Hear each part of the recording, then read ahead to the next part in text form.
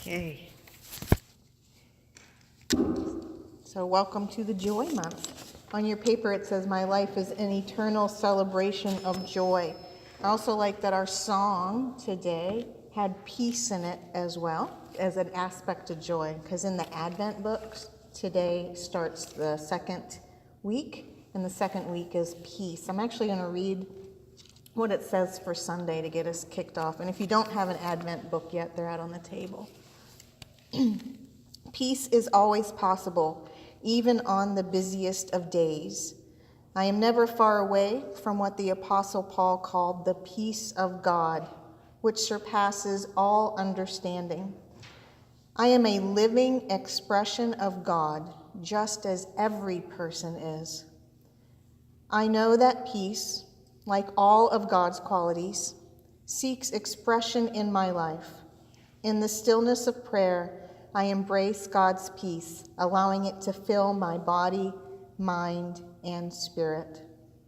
Centered in the stillness of God, I go about my daily activities, affirming God's peace is mine.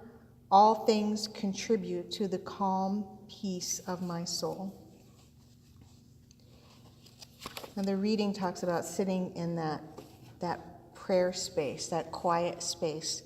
There's a group of people that I work with online, and for the last, I'd say 2 months, they've dedicated 20 minutes a day. So it's really neat. It's really neat to see that progression of peace, and then within the peace, the joy comes. Because if you're calm, if you can take what you're taking in that stillness, and just like it says, move it into your life, or remind yourself of that, then you're more apt to recognize the joy than all the other stuff that can come up.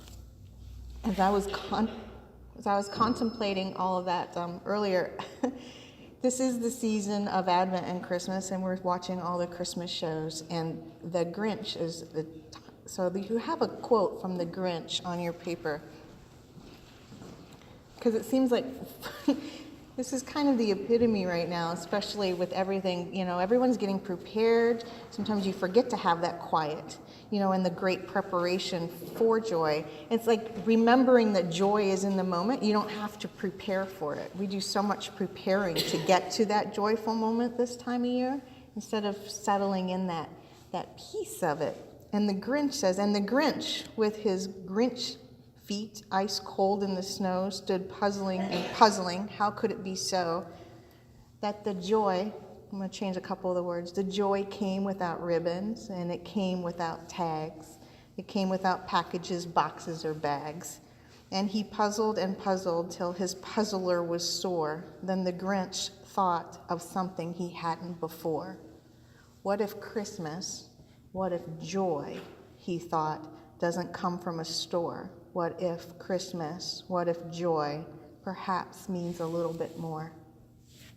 So we think of this season, we're preparing, and we have all these preparations for this day we call Christmas.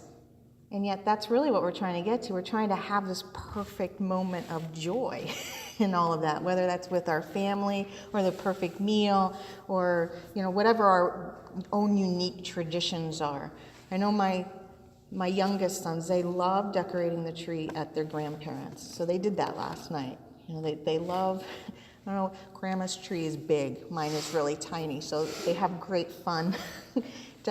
But all those little all those little traditions, they're important. But it's like having that moment of joy within the tradition and not preparing so much to get to this big thing that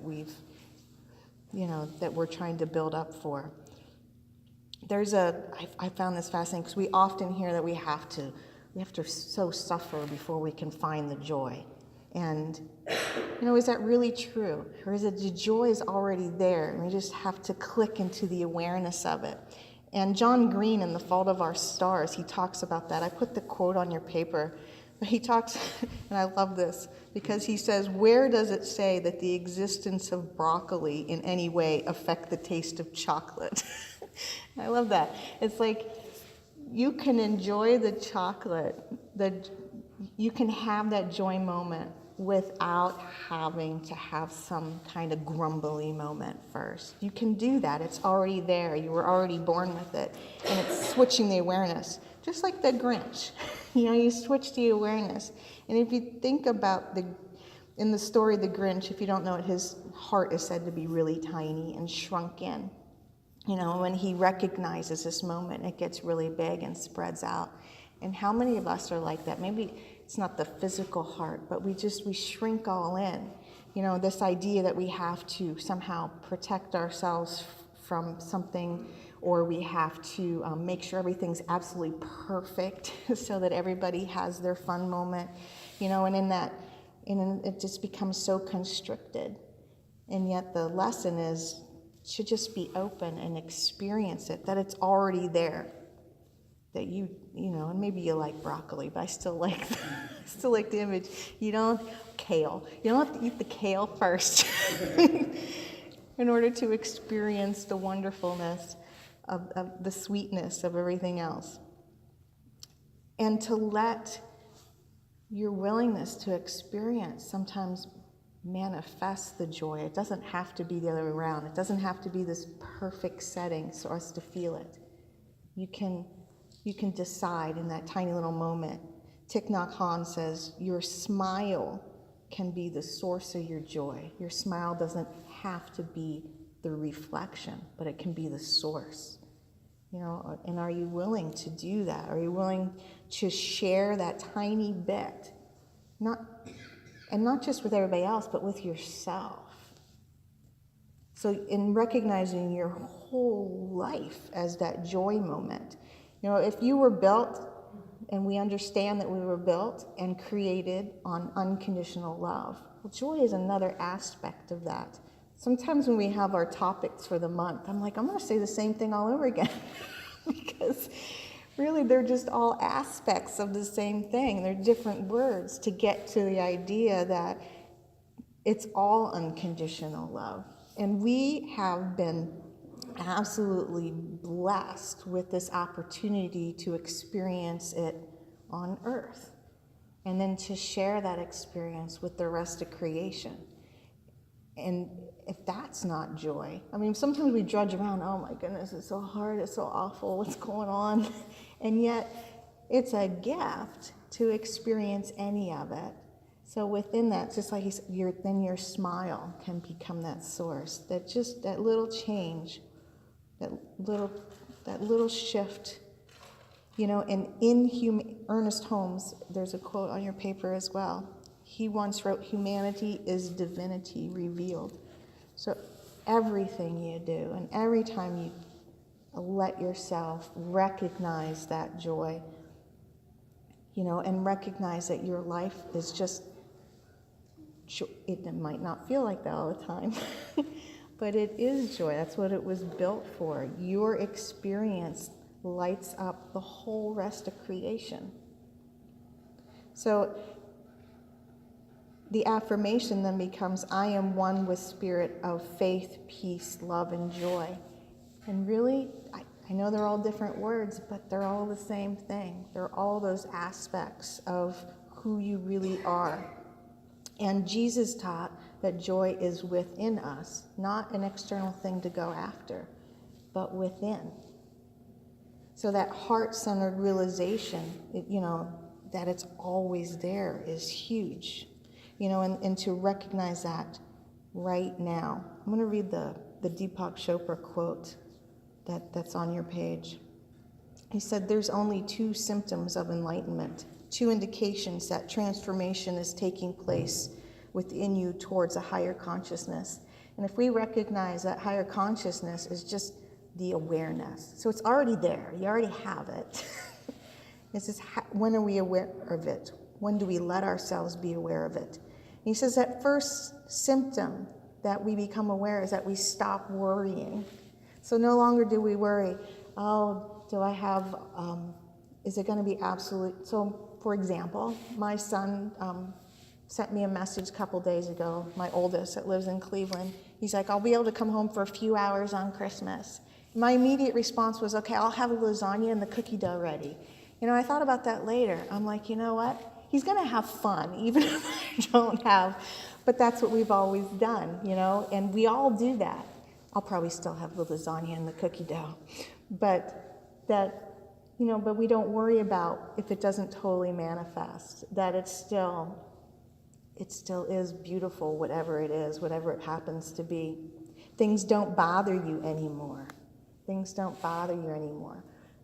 Master Peng calls it the Buddha nature, where your highs aren't so highs and your lows aren't so lows, that you're in this even spot of recognition. He's like, it's not like you don't have fun. You still laugh and everything, but you don't go, how some people, it's just like all or nothing? He's like, the all or nothing stuff starts to go away. You're in this beautiful place to recognize and be. You become lighthearted and full of joy. Become lighthearted and full of joy. So when that recognition takes place, you recognize that the joy has been there all along. The second symptom, he says, is that you encounter more and more meaningful coincidences in your life, more and more synchronicities. And this accelerates to the point where you actually experience the miraculous. So when we let go of those expectations and we stop the worrying, we start to recognize how everything is part of a divine plan that we have helped put into place, that you're co-creating that. And then you find all those little moments that show you that. Everything, some people call it the deja vu moments. Sometimes I'll recognize several things that are almost the same in a row, and you're like, well that's... So last weekend when I was away at the other church in Connecticut, there was an antique show nearby. So we walked through, and there's this little red bike that just caught our attention. And it's I don't know how ancient, early 1900s little red bike.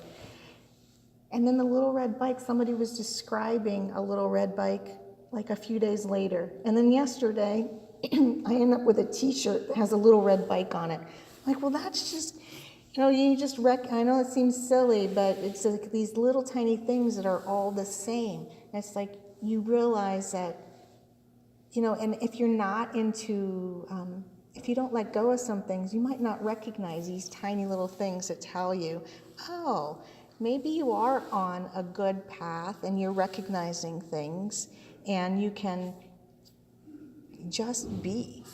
And just be. So what is it in your life that you recognize that might be the same? Those little tiny synchronicities? Those little tiny deja vu moments? Let those be your little anchors that say, you know what? I'm okay. The worst is behind me. I don't have to worry about anything. I can relax. I can feel safe. Because if I can recognize these little things all in a row, I can recognize anything. And you can certainly recognize and feel that joy. And not have to feel like you got to go through the drudgery first. That there's joy even in any moment at all. This is an Eckhart Tolle quote. It says, realize deeply that the present moment is all that you ever have. Make the now the primary focus of your life. Right now. That actually came in my email this morning. And then you came and told me the same thing, Barry, earlier this morning. So again, those little things that line up, that's what we need to hear. Okay, let's do a little praying. Divine intelligence, I recognize the wisdom of creation and the inherent gift of joy each of us have received. Joy is in its nature our recognition of the awe we each hold in our hearts and our recognition of divine purpose. We feel your joy for us and our work and our walk, and we acknowledge the shared joy of all of us in spirit and throughout spirit as we traverse through this amazing opportunity to serve divine through an earthly existence. Within each moment, each breath is the opportunity to recognize joy and to relish in the sensations that joy brings. The fullness of our alignment with God brings joy, divine healing, and presence into this world for ourselves and for all those we share joy with. We are grateful that we have this opportunity, not only this time of year, but always. Amen.